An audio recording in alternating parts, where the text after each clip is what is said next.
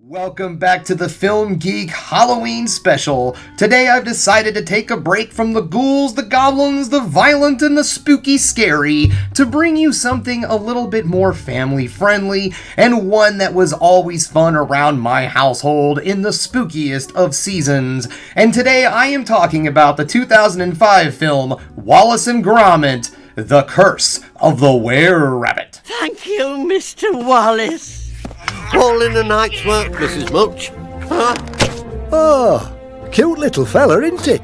You'd never believe they'd cause so much damage. Oh, he may look innocent, sir, but left to his own devices, this is the ultimate vegetable destroying machine. Wallace and Gromit, Curse of the Were-Rabbit was directed by Nick Park and Steve Box, and it's starring Helena Bonham Carter, Ralph Fiennes, Peter Sallis as Wallace, and Gromit as himself. Wallace and Gromit try to protect their friends' and neighbors' vegetable gardens from the veggie-devouring were-rabbit. Curse of the Were-Rabbit is an absolutely perfect parody of the old Hammer horror films. Directors Nick Park and Steve Box have referred to the film as one of the first vegetarian horror films. The film's original name was going to be Wallace and Gromit, The Great Vegetable Plot, but the title didn't set well with test audiences, so it was changed along with some of the way that the characters would speak to work better with audiences in the United States. Park was also getting notes from DreamWorks to update Wallace's van to something more modern and trendy.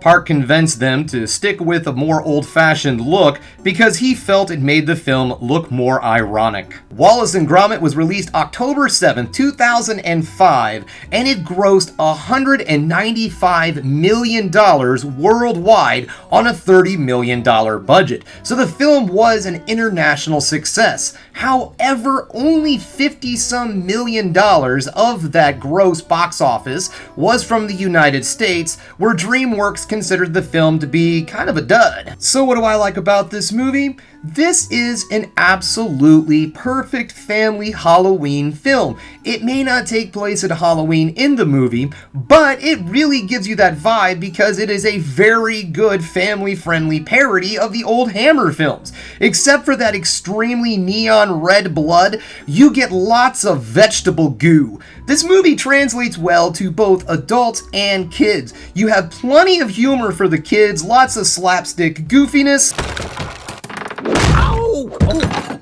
and of course, innuendos for the adults. I just knew you'd love it. Unlike Victor, he's never shown any interest in my produce. So yes, this film has everything for anybody in your household that enjoys just a good time around the spookiest of holidays. Now, this film is stop animation, so the animation in this movie is outstanding. It's some of the best in the genre. Of course, if you are a fan of Wallace and Gromit, which I am, here is the 30th anniversary Blu-ray with all of their short films. Well, anyways, if you are a fan of the series, then you already know the high level of animation that goes into one of these films. But if you are unfamiliar with this, the animation is outstanding. Even though it looks very cartoony, it does have excellent detail and a very fluid motion.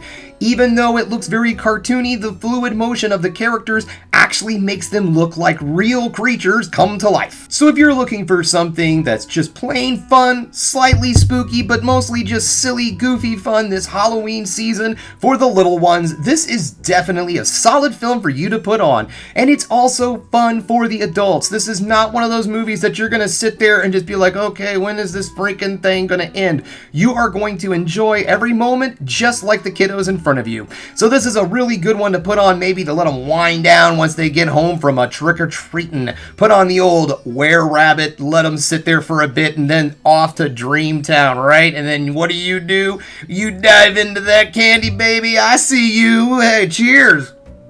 So if you're curious and you would like to check out Wallace and Gromit, Curse of the Were-Rabbit, you can currently find it streaming on Netflix. Now, if you don't have Netflix, you can rent it on Google, Vudu, and Amazon Prime.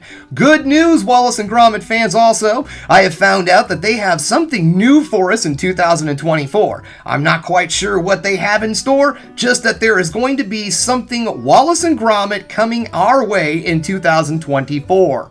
That's all I have for you today, guys. guys, if you liked what you saw here today, go ahead and subscribe to the channel, ring that bell for notifications, and give me the old thumbs up so I know you like what you're seeing. And if there's one more thing you can do, folks, that is keep watching movies. You know I'm gonna.